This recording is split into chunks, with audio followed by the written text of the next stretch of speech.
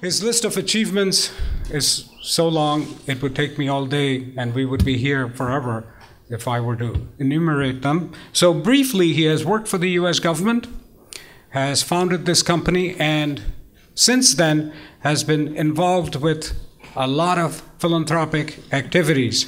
And in particular, he's been very involved with health and poverty issues all around the globe. So please welcome Mr. Scott. It's a great pleasure to be with you this morning and talk about some of the things that I think are important in helping the world deal with global poverty and with global public health issues. I had done a slideshow, but I think that we'll just I'll just we talk have it to you. in 30 seconds. You'll have it. Oh, okay. While we're setting up the slides, perhaps I just tell you a little bit about myself, so you'll have a context of who's talking to you. I spent the first 17 years of my life working for the U.S. government, mostly in administrative type functions. In my last job, I worked for President Carter as the Assistant Secretary for Administration in the U.S. Department of Transportation.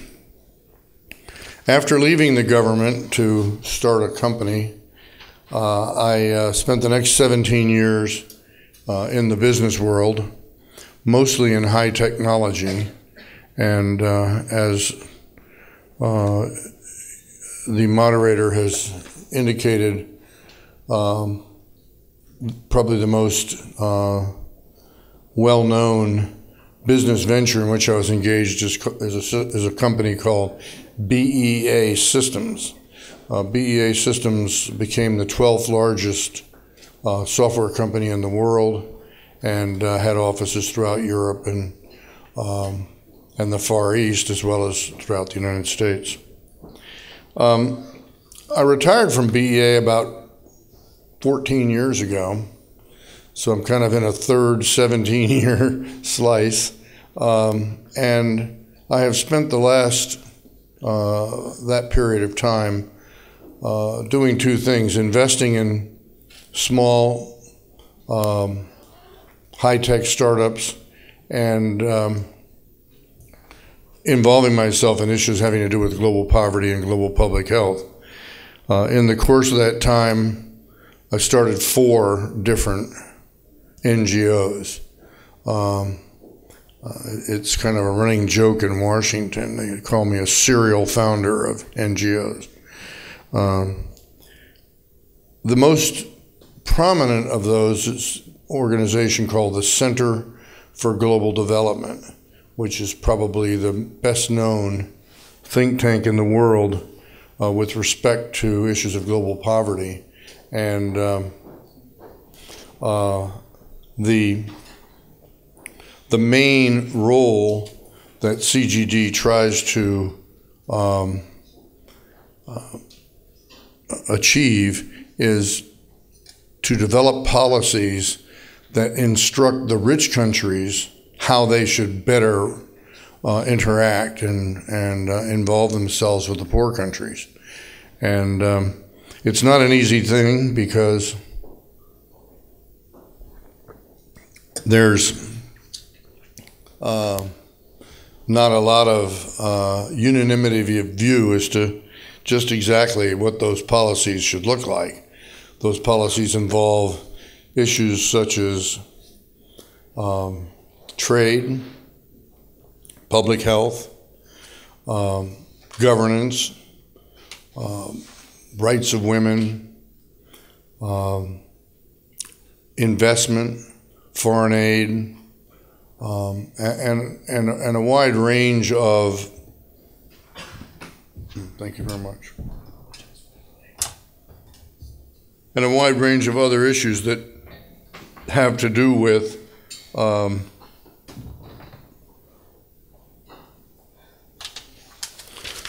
poverty and development in the developing world. So what I thought I would do today is talk to you about one type of NGO. When you think of NGOs, particularly in the United States, well, this is pretty impressive. You know, people in Europe, and in fact, I think the rest of the world always think Americans are a little bit strange because they're always singing the national anthem and they're always waving the flag. And, you know, they say, well, we don't do that, for instance, in Britain. I mean, how many times do you hear God Save the Queen in Britain? I mean, once a year, maybe. In the United States, you hear the national anthem every week, football game, whatever. So we're a strange crowd that way. So I guess this is sort of a recognition of that American American style. But anyway, when you think of NGOs, there are different kinds of NGOs. You have NGOs that basically try to develop policies and programs and legislation, and you might think of those as the traditional think tanks, the Brookings Institution, the Hoover Institution, the American Enterprise Center, the SAIC, the Center for Strategic and International Studies, CSIS, and there's just a wide range of these that try to develop policies. There's a second class of NGOs that really are more in what you might think of as advocacy NGOs. They go around trying to convince the Congress and policymakers that there's certain things that they should do. And examples of those might be the Friends of the Global Fight to support AIDS, TB, and malaria, the World Wildlife Federation, the World Resources Institute, the Sierra Club. Those are all organizations that, and there's literally hundreds and hundreds of them, who pursue advocacy policies. And then a third type of NGOs are those that deliver services, that actually help, try to directly intervene in some way, and particularly intervene in areas that have to do with helping others. And I'm going to talk about some of those. You know, you're familiar with many of them: Save the Children, the Christian Children's Fund. There's lots of them. And one part of those have to do with institutions that are faith-based. Now, I'm not going to talk to you about religion. This discussion today has nothing to do with religion. This discussion has to do with how you deliver services and how you affect change in the developing world. But there are religious actors involved, and one of them, for example, is this lady on the left in this photo. Her name is Sister Barbara Brilliant. Sister Barbara is a truly legendary person. She spent 38 years in Liberia. She was there throughout the whole Civil War. She came close to being killed in that Civil War on numerous occasions. And yet she stayed there because she had such a deep commitment to the people of Liberia. On her right, on the other side, is a nun, a Catholic nun, whose name I don't know, but who runs an AIDS hospice for people who are infected with the HIV virus and have contracted AIDS, and many of whom are very small children. And in the middle is my wife, who is not in either category, but we were there visiting Liberia. These people are truly the important actors who make a difference in the developing world. Interesting enough, a lot of the support for Sister Barbara comes from here in Germany. And she runs not only this AIDS hospice, but she runs a girls' high school. She runs an HIV/AIDS testing center. And she basically serves as a moral beacon for what good people should be like in the developing world. And she's a person who I think deserves all our admiration and certainly will have mine forever.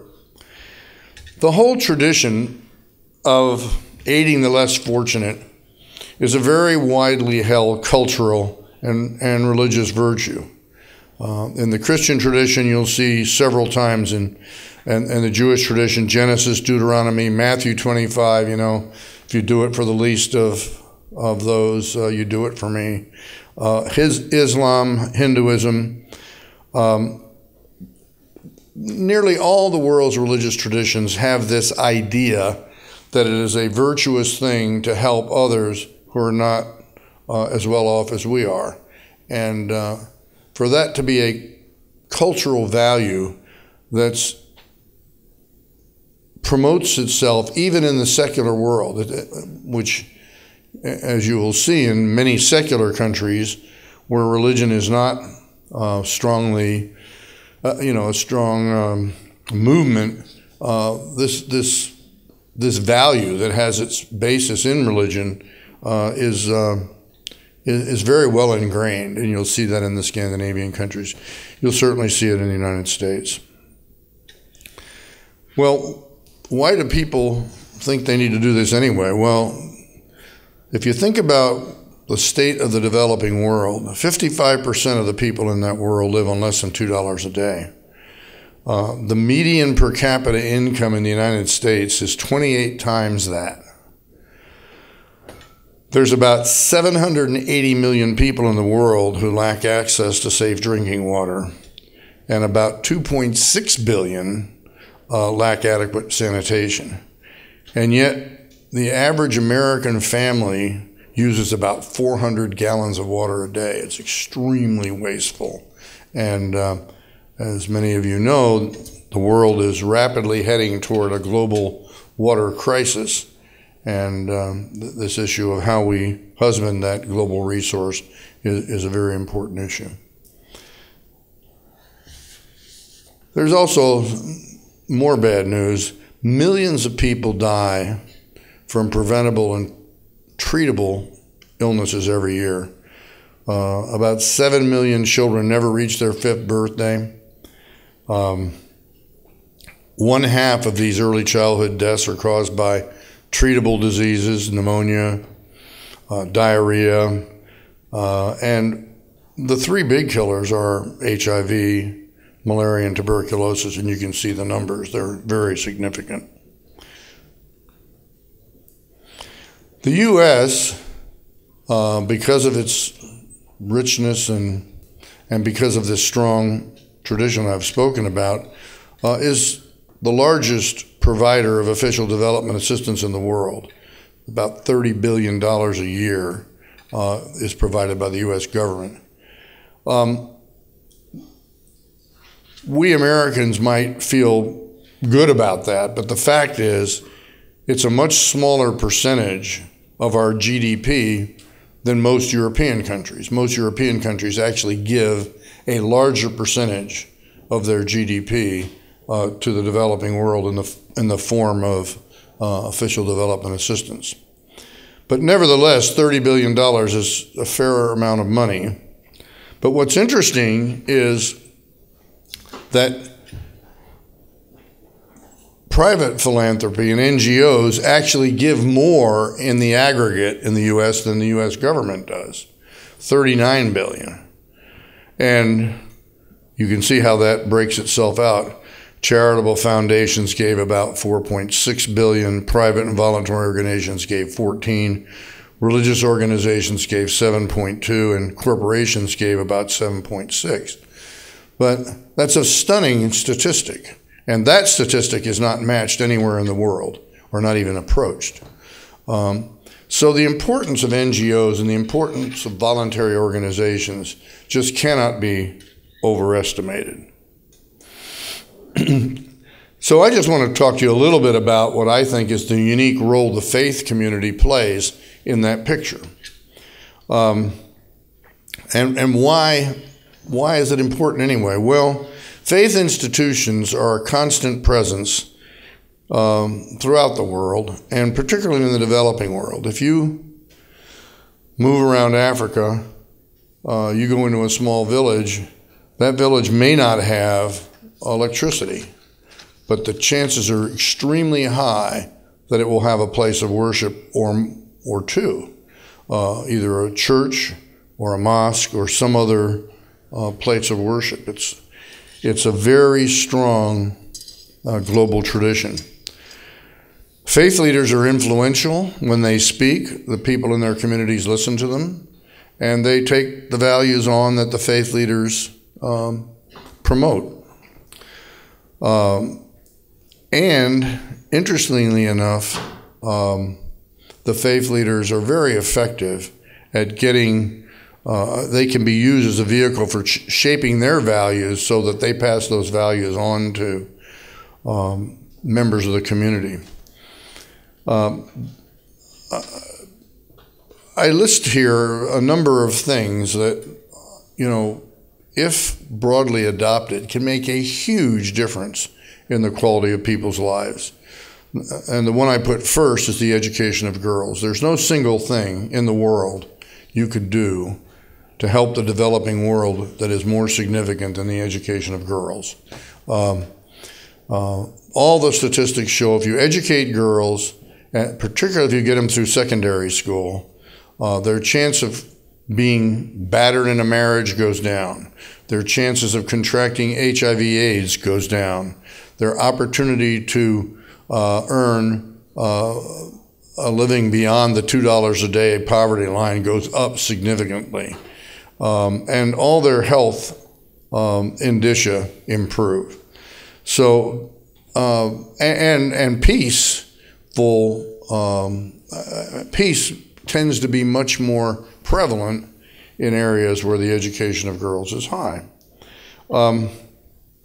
Early marriage and violence in marriage are issues where the faith leaders can play a tremendous role. Early marriage is a huge problem in the developing world. And the reason is a physiological one. When girls get married at the age of 11 or 12, their bodies aren't ready to bear children. And when they do bear children at that age, it frequently creates a medical condition, sometimes fistulas, and other times it just causes hemorrhages that cause death. And it's a huge, huge problem. And yet early marriage is a very strong tradition. And so trying to get faith leaders to understand the problems that early marriage creates is a very high payoff thing to do. The use of bed nets. Bed nets are an extremely effective way to combat malaria. Malaria affects over 500 million people a year throughout the world. It doesn't kill them, but it makes them, it kills about 1 million, but it makes them less productive and makes them very sick. I will tell you, in a couple of seconds, I'll tell you a little bit about an experiment in Nigeria where by using the faith community as the conduit for encouraging people to use bed nets, the use of bed nets far exceeded the use of bed nets in the government campaigns where the government people just showed up and said, gather around, we're going to give you a bed net. And the people went off with their bed nets. Well, those bed nets ended up as wedding gowns or curtains in the window.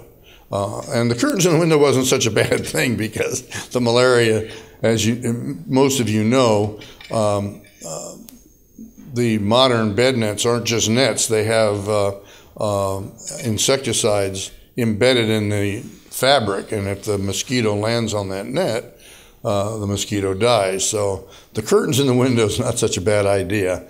But nevertheless, in the communities where the faith leaders were involved, it's almost 20 times the usage that it is in those areas where the government just showed up and passed out the nets.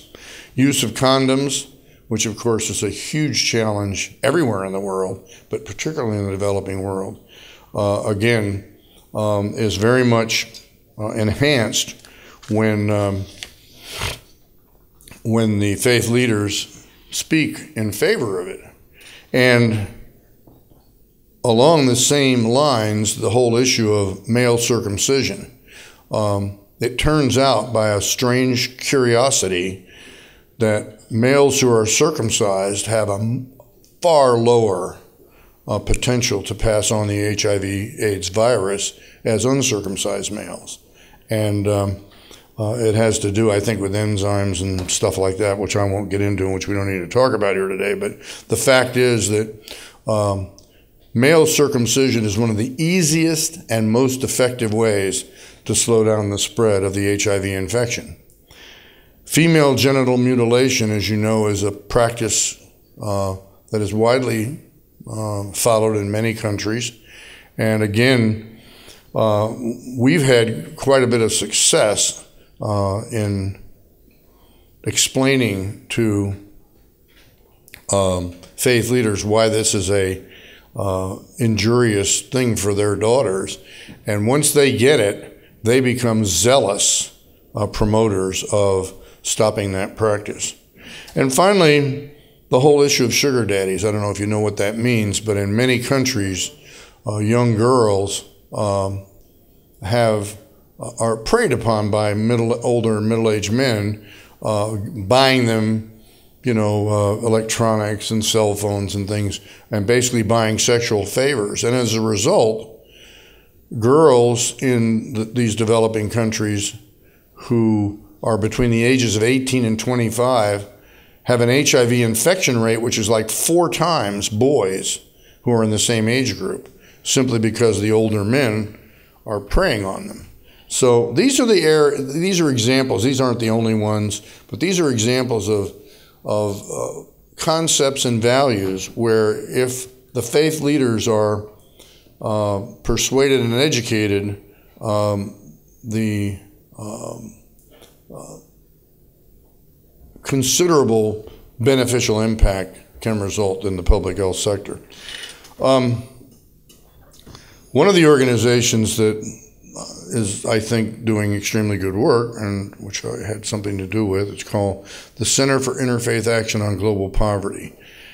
And that center was established to try to take the best practices of the various faith-based development organizations and use them to make the work of the whole group more effective.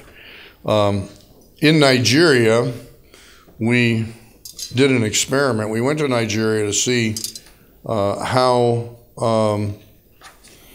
receptive that country would be to the idea of interfaith collaboration on some of these issues.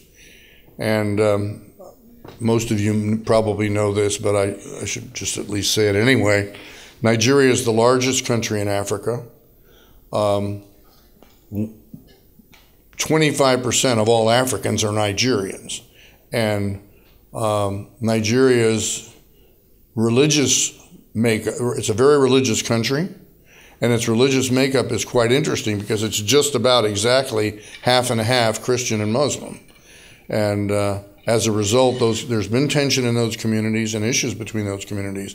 But by and large, the leadership of those communities has tried to form a very effective cooperative relationship between the Muslims and the Christians. And so we went there to see about whether or not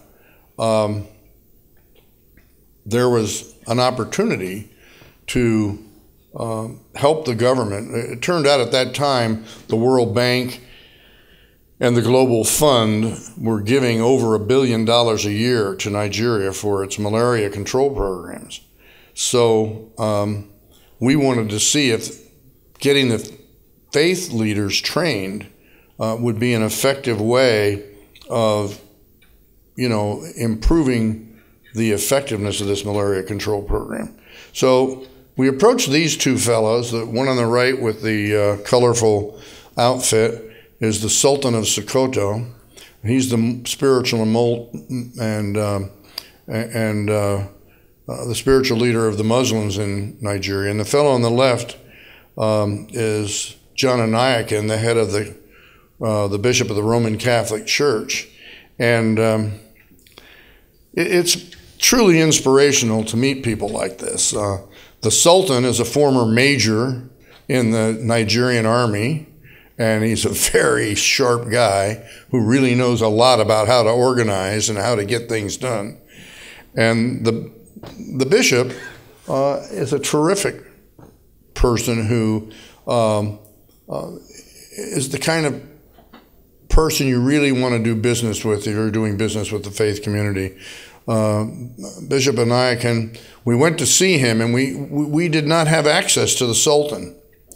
And we knew that you couldn't do anything in Nigeria unless you had both the Muslims and the Christians on board. So we went to Bishop Anayakin and said, we'd like to see the Sultan of Sokoto, but we don't know how to get an introduction. He says, just a minute.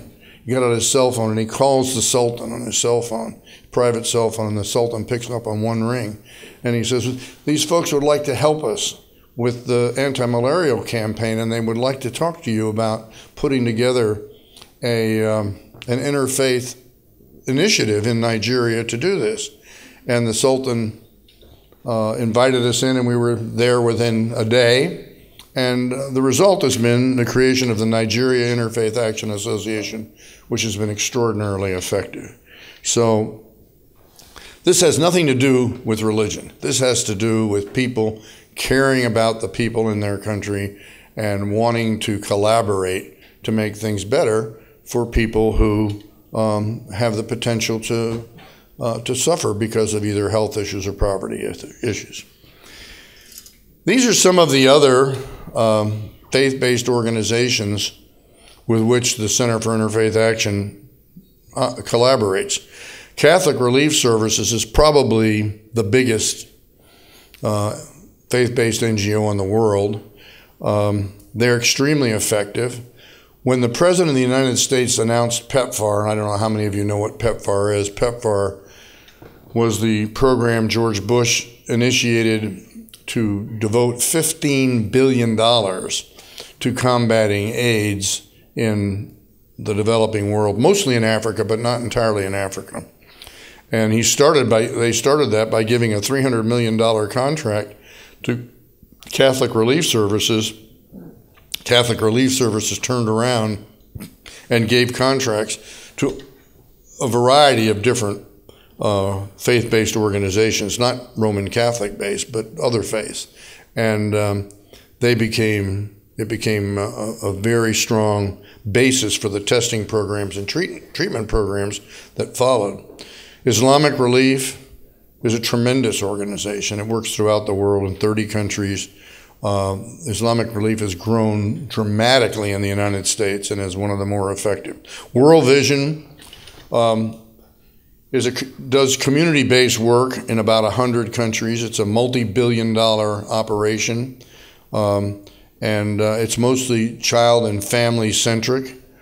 And Compassion International is very interesting in that it works in about 26 countries, and it has an annual budget in excess of $1 billion, and it provides health care to over 1.2 million healthcare and other development services to about 1.2 million children.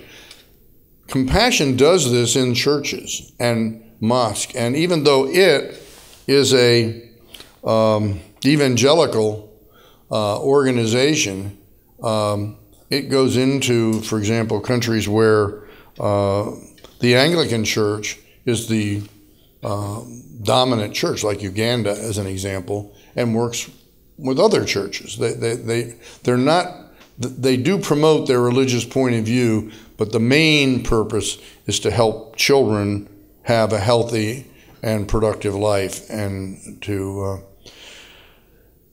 in the area of healthcare, about 40% of all the healthcare in Africa is provided by faith-based groups. The Catholic hospitals, the Lutheran hospitals, the Aga Khan Muslim hospitals. It's truly stunning.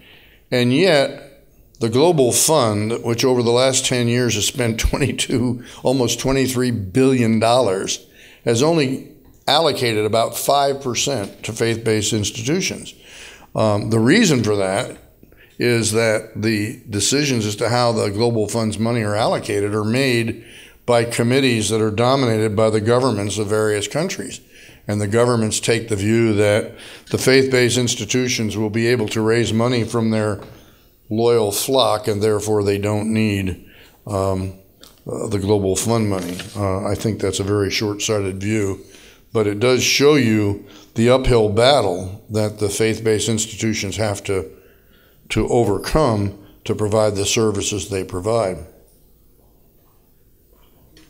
I won't go through these in gory detail, but these are 4 examples, you can read quickly through it, of initiatives where using faith-based leadership, very significant advances have been made in treating malaria, in infant immunization, in family planning, and in trying to get people to be less willing to practice female genital mutilation. Sometimes called female circumcision. It's very impressive what the faith community can do because the inherent support it already has in the community. Knowing I was coming to speak at the Institute for Cultural Diplomacy, I thought I might basically say that development diplomacy and cultural diplomacy basically go hand in hand. U.S. development policy has its roots in the post-World War II era, the Marshall Plan, the Bretton Woods institutions, Kennedy's Alliance for Progress, the formation of USAID, the creation of the IMF and the World Bank. And now private philanthropy is starting to take over that role. And of course, in the realm of private philanthropy, as we've been talking about, or I've been talking about, the role of the faith-based institutions has gotten to be a larger and larger part. So there's good news that's come of all this. Extreme poverty has been decreased by 50% since 1990. It's a little misleading because that reduction is not uniform. China and India account for a good deal of that, but nonetheless, the rest of the world has benefited as well. Over 2 billion people in the last 12 years have gained access to safe drinking water. Far more girls are enrolled in school, and over 1.5 million people now receive treatment for HIV with antiretroviral drugs, and that's as a result of the world getting together and agreeing to bring the cost of those drugs down. TB deaths, which you don't hear a lot about, but which are very virulent, are going down, and global malaria deaths are down 25%. So there's a fair amount of good news as a result of this collaborative effort between the governments, the NGOs, and the faith-based NGOs. The rock star Bono has a statement he frequently makes. He says that, there's something evil about the fact that an accident of latitude and longitude as to where a child is born can determine whether that child lives or dies. And he believes, and I believe, we have a moral imperative to see that that's not so.